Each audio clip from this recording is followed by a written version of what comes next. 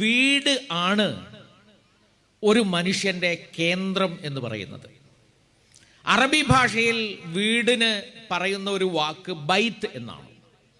ബൈത്ത് എന്നാൽ രാത്രി താമസിക്കുന്ന സ്ഥലം.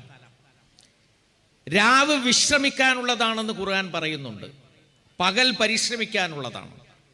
രാവിൽ വിശ്രമിക്കാനുള്ള ഒരു സ്ഥലം ഒരു കുടുംബത്തിന് ഉണ്ടാവുക എന്നുള്ളത് ഏറ്റവും വലിയ ഒരു സങ്കല്പമാണ്, ഒരാഗ്രഹമാണ്.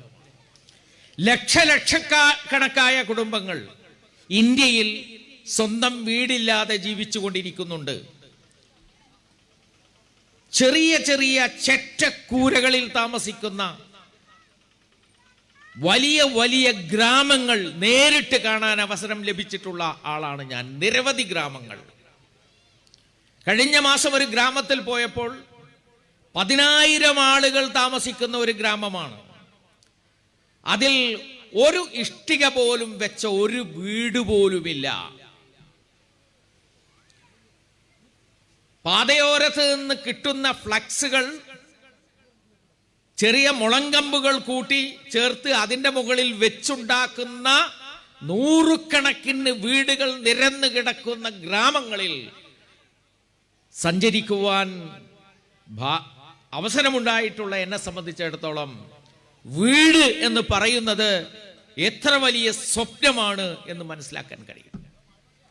രാത്രി കയറി കിടക്കാൻ ഒരിടം. ഗൾഫിൽ ധാരാളമായി ജോലി ചെയ്യുന്നവർ നമ്മുടെ കൂട്ടത്തിലുണ്ട്. ജോലി ചെയ്യുന്നവരുടെ കുടുംബങ്ങളുണ്ട്. എന്തിനാണ് ഗൾഫിൽ പോയത് എന്ന ചോദ്യത്തിനുള്ള മറുപടി, ഒരു വീടുണ്ടാക്കണം, പിന്നെ കുട്ടികളൊക്കെ ഒന്ന് കെട്ടിക്കണം എന്നാണ്. ഒരു വീടുണ്ടാക്കണമെന്നത് ഒരു വലിയ സ്വപ്നമാണ്. എല്ലാ ജീവജാലങ്ങൾക്കും വീടുണ്ട്. മനുഷ്യനും അവന് ജീവിക്കാൻ പറ്റുന്ന ഒരു വീട് വേണം, ബൈത്ത് വേണം. ഈ ബൈത്ത് യഥാർത്ഥത്തിൽ മറ്റൊരു പേരുണ്ട്, മൻസിൽ. പലരും വീടിന് പേരിടുമ്പോൾ മൻസിൽ എന്ന് ചേർത്ത് പേരിടാറുണ്ട്. അതിൻ്റെ അർത്ഥം ഇറങ്ങി താമസിക്കുന്ന സ്ഥലം എന്നാണ്. യാത്ര കഴിഞ്ഞ് വരുമ്പോൾ ഒന്ന് ഇറങ്ങി താമസിക്കാൻ, ക്ഷീണമകറ്റാൻ, പ്രയാസങ്ങൾ ദൂരീകരിക്കാൻ, കുടുംബത്തോട് ചേരാൻ ഒരു വീട് വേണം. അതാണ് മൻസിൽ. മറ്റൊരു പേര് ദാർ എന്നാണ്. ദാർ എന്ന വാക്കിന്റെ അർത്ഥം ചുറ്റിപ്പറ്റി നിൽക്കുന്നത് എന്നാണ്. ദാറ യദൂറു അർത്ഥം നോക്കൂ ഡിക്ഷണറിയിൽ. തങ്ങളുടെ ആഗ്രഹങ്ങൾ എന്തിനെ ചുറ്റിപ്പറ്റിയാണോ നിൽക്കുന്നത്, തങ്ങളുടെ സ്വപ്നങ്ങൾ എന്തിനെ ചുറ്റിപ്പറ്റിയാണോ നിൽക്കുന്നത്, എവിടെ നിന്നാണോ നമ്മൾ ഇറങ്ങിപ്പോകുന്നത്, എവിടേക്കാണോ നമ്മൾ കയറി വരുന്നത്, ലോകത്തിന്റെ ഏത് ഭാഗത്ത് പോയാലും ഏതിനെ കുറിച്ചാണോ നാം ചിന്തിക്കുന്നത്, നമ്മുടെ ആശകളും പ്രതീക്ഷകളും ആഗ്രഹങ്ങളും എന്തിനെ ചുറ്റിപ്പറ്റിയാണോ നിൽക്കുന്നത്, അതിനെയാണ് ദാർ എന്ന് പറയുന്നത്. വീടിന്റെ മറ്റൊരു പേര് മസ്കൻ എന്നാണ്. മസ്കൻ എന്ന വാക്കിന്റെ അർത്ഥം ശാന്തത ഉൾക്കൊള്ളുന്ന സ്ഥലം എന്നാണ്. നാട് നീളെ ഓടിത്തളർന്ന് അവസാനം വീട്ടിലേക്ക് നമ്മൾ വരുന്നു. അധ്വാനം കഴിഞ്ഞ് നമ്മൾ വീട്ടിലേക്ക് വരുന്നു. ഉത്തരവാദിത്തങ്ങൾ നിർവഹിച്ച് നമ്മൾ വീട്ടിലേക്ക് വരുന്നു. ആ സമയത്ത് വീട്ടിലെത്തുമ്പോഴാണ്, വീട്ടുകാരോട് ചേരുമ്പോഴാണ് നമുക്കൊരു ശാന്തത ലഭിക്കുന്നത്. അപ്പൊ ശാന്തതയുടെ സ്വാസ്ഥ്യത്തിന്റെ കേന്ദ്രം എന്നുള്ള നിലക്കാണ് മസ്കൻ എന്ന് വീടിനെ കുറിച്ച് പറയുന്നത്. അപ്പോൾ ബൈത്തും ദാറും മസ്കനും മൻസിലുമായിട്ടുള്ള ഒരു ഇടം ഒരു മനുഷ്യന്റെ ആവശ്യമാണ്. അതിൽ ആർഭാടങ്ങൾ പാടില്ല. അതേ അവസരത്തിൽ സൗകര്യങ്ങൾ വേണം, വിശാലത വേണം. ആ വിശാലമായ വീടിന് ഭാഗ്യം സിദ്ധിച്ചിട്ടില്ലാത്ത ആളുകൾക്ക്, അതിന്റെ വേദന അനുഭവിക്കുന്ന ആളുകൾക്ക് ഈ വീടിന്റെ താക്കോല് കിട്ടുകയും അവർ ആദ്യമായ അതിലേക്ക് പ്രവേശിക്കുകയും അവരുടെ സൗകര്യങ്ങൾ കാണുകയും ചെയ്യുമ്പോൾ എൻ്റെ കുടുംബത്തിന് ഒരു താങ്ങുണ്ട്, ഒരു തണലുണ്ട്, തനിക്കൊരു സംരക്ഷണമുണ്ട് എന്നൊരു ബോധ്യം ഉണ്ടാവുകയാണ് ചെയ്യുന്നത്. വെയിലിൽ നിന്നും മഴയിൽ നിന്നും മാത്രമല്ല സംരക്ഷണം, എനിക്കും എൻ്റെ കുടുംബത്തിനും ഈ സമൂഹത്തിൽ നിന്നൊരു സംരക്ഷണം കിട്ടുന്നുണ്ട്. എൻ്റെ കയ്യിൽ കാശില്ലെങ്കിലും എനിക്ക് വേണ്ടി കാശുള്ളവരുടെ കയ്യിൽ പടച്ചം തമ്പുരാൻ അത് നൽകിയിട്ടുണ്ട്. ആ സംരക്ഷണം എനിക്ക് ലഭിക്കുന്നുണ്ട്.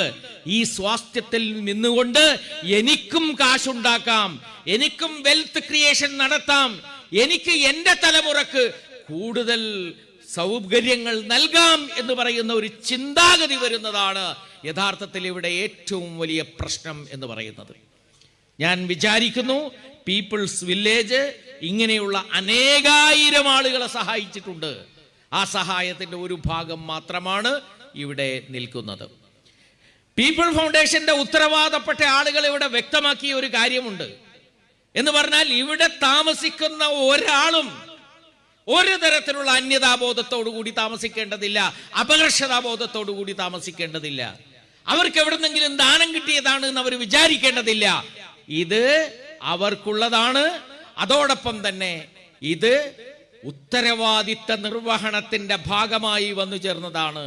ഒരൗദാര്യവും ആരുടേതുമല്ല, ഇവരുടെ അവകാശമാണ് എന്ന ബോധത്തോടുകൂടി തല ഉയർത്തിപ്പിടിച്ച് അഭിമാനത്തോടുകൂടി അവർക്ക് ഇവിടെ ജീവിക്കാം എന്ന് ഉത്തരവാദപ്പെട്ടവർ പറഞ്ഞത് ഞാൻ ഓർമ്മിപ്പിക്കുകയാണ് ചെയ്യുന്നത്. ഈ പരിപാടി പോലും സംഘടിപ്പിച്ചിട്ടുള്ളത് അതേ ഒരു രീതിയിലാണ്. അപ്പോൾ യഥാർത്ഥത്തിൽ ഇത് വലിയൊരു സേവനമാണ്. ഒരു കാര്യവും കൂടി ഞാൻ ഈ വൈകിയ വേളയിൽ കൂട്ടിച്ചേർക്കാൻ ആഗ്രഹിക്കുകയാണ്. അതെന്താണ്? അതിതാണ്, നമ്മുടെ രാജ്യം സ്വതന്ത്രമായിട്ട് വർഷങ്ങൾ കഴിഞ്ഞു, 7 പതിറ്റാണ്ട് കഴിഞ്ഞു. ഈ 7 പതിറ്റാണ്ടിന് ശേഷവും ഈ രാജ്യത്ത് അനിവാര്യമായും ഉണ്ടാകേണ്ടുന്ന പല നിയമങ്ങളും ഉണ്ടായി കഴിഞ്ഞിട്ടില്ല. ചില നിയമങ്ങൾ അടുത്ത കാലത്താണ് ഉണ്ടായത്.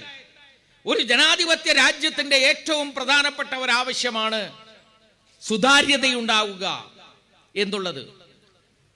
അതിനു വേണ്ടിയുള്ളതാണ് റൈറ്റ് ടു ഇൻഫോർമേഷൻ ആക്ട്. ഈ റൈറ്റ് ടു ഇൻഫോർമേഷൻ ആക്ട് എന്നുള്ളത് നമ്മുടെ രാജ്യത്ത് വളരെ അടുത്ത കാലത്താണ് ഉണ്ടായിട്ടുള്ളത്. ജനാധിപത്യത്തിന്റെ കാതലായിട്ടുള്ള ഒരു സംഗതി, അതും ഇപ്പോൾ തുരങ്കപ്പെടുകയാണ്.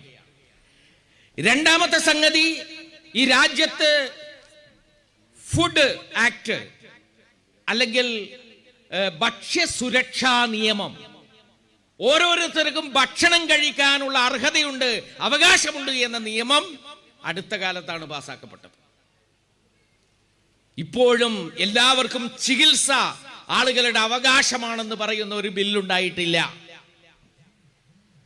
അതുപോലെ തന്നെ വീട് എല്ലാവരുടെയും ആവശ്യമാണ് എന്ന ഒരു ബില്ല് ലോക്സഭയിൽ പാസ്സാക്കപ്പെട്ടിട്ടില്ല. അതുകൊണ്ട് എനിക്ക് പറയാനുള്ളത്, ഒരു റൈറ്റ് ടു ഷെൽട്ടർ ആക്ട്, അതായത് ഷെൽട്ടറിനുള്ള, തലചായ്ക്കാൻ ഒരിടത്തിനുള്ള ആളുകളുടെ ആവശ്യം ഒരവകാശമായി അംഗീകരിച്ചു കൊടുത്തുകൊണ്ട് അത് നൽകുക എന്നത് ഗവൺമെന്റിന്റെ ബാധ്യതയായി നിശ്ചയിച്ചുകൊണ്ട്, അത് നൽകാതിരിക്കുന്നത് ഗവൺമെന്റുകളുടെ ഒരു വലിയ ഉത്തരവാദിത്ത ലംഘനമായി നിശ്ചയിച്ചുകൊണ്ടുള്ള ഒരു ബില്ല് ഉടൻ തന്നെ ലോകസഭ പാസാക്കേണ്ടതായിട്ടുണ്ട്. എങ്കിൽ മാത്രമേ പീഡികക്കോലായിൽ കിടന്നുറങ്ങുന്ന, ചേരികളിൽ കിടന്നുറങ്ങുന്ന, സ്വന്തമായി തലചായ്ക്കാൻ ഇടയില്ലാത്ത ലക്ഷക്കണക്കായ ഇന്ത്യയുടെ കുടുംബങ്ങളെ രക്ഷിക്കാൻ കഴിയുകയുള്ളൂ. കിടന്നുറങ്ങാൻ ഒരിടമില്ലെങ്കിൽ, തലചായ്ക്കാൻ ഒരിടമില്ലെങ്കിൽ എങ്ങനെയാണ് കുട്ടികൾക്ക് പഠിക്കാൻ കഴിയുക? എങ്ങനെയാണ് ശരിയായ ഭക്ഷണം കഴിക്കാൻ കഴിയുക?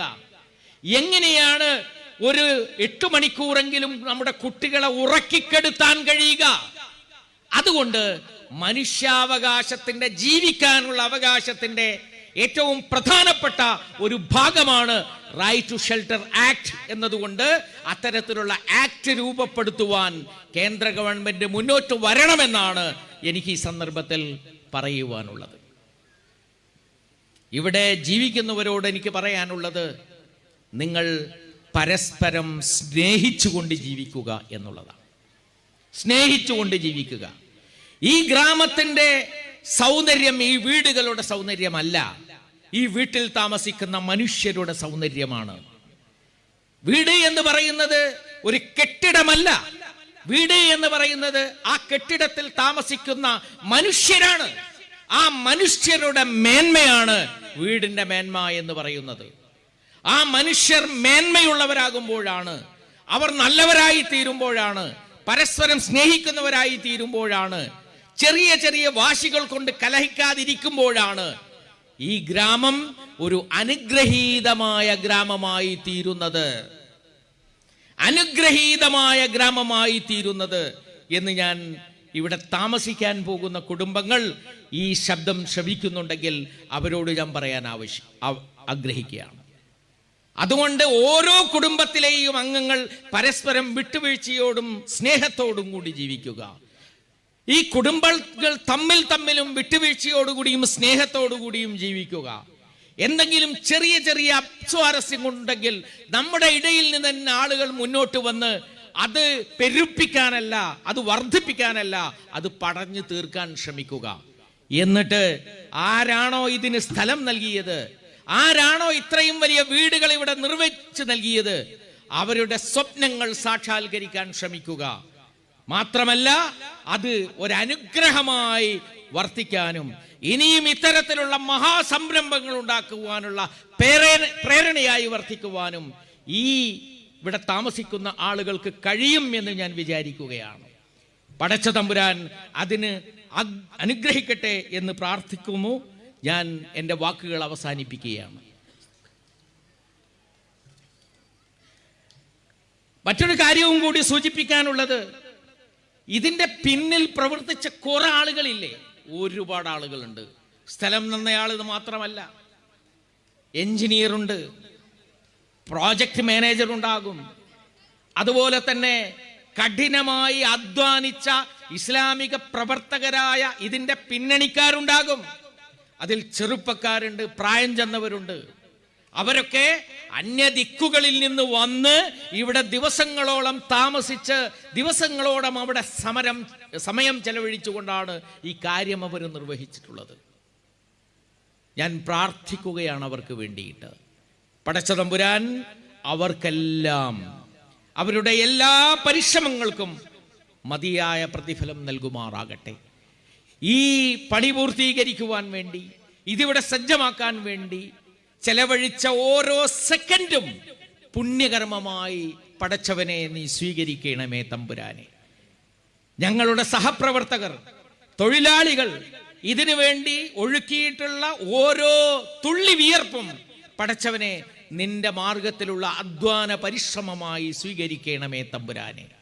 ഇതിനു വേണ്ടി ആളുകൾ ചെലവഴിച്ച ഓരോ നയാ പൈസയും പടച്ചവനെ അത് അവരിൽ നിന്ന് സദഖയായി, സകാത്തായി, അതുപോലെ അവരെന്തുദ്ദേശമാണോ നൽകിയിട്ടുള്ളത് ആ ഉദ്ദേശം അനുസരിച്ചുള്ള സൽക്കർമ്മമായി നീ സ്വീകരിക്കണമേ തമ്പുരാനെ. ഇതിന് ബുദ്ധിപരമായി പണിയെടുക്കുകയും പ്ലാൻ വരക്കുകയും സംവിധാനങ്ങൾ ഉണ്ടാക്കിയിട്ടുള്ള ഒരുപാട് ആളുകൾ ഉണ്ടാകും.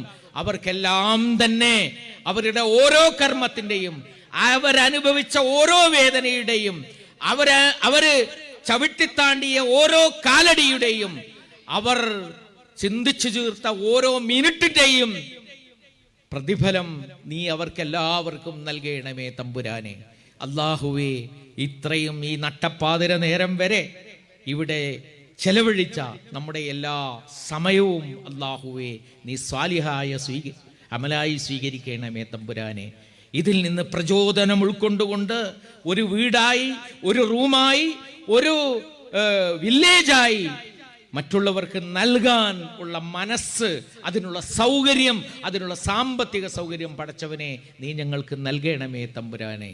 اللهم أعز الإسلام والمسلمين اللهم أعز الإسلام والمسلمين ربنا تقبل منا إنك أنت السميع العليم وتب علينا إنك أنت التواب الرحيم واغفر لنا يا غافر المذنبين آمين آمين برحمتك يا أرحم الراحمين والسلام والحمد لله رب العالمين.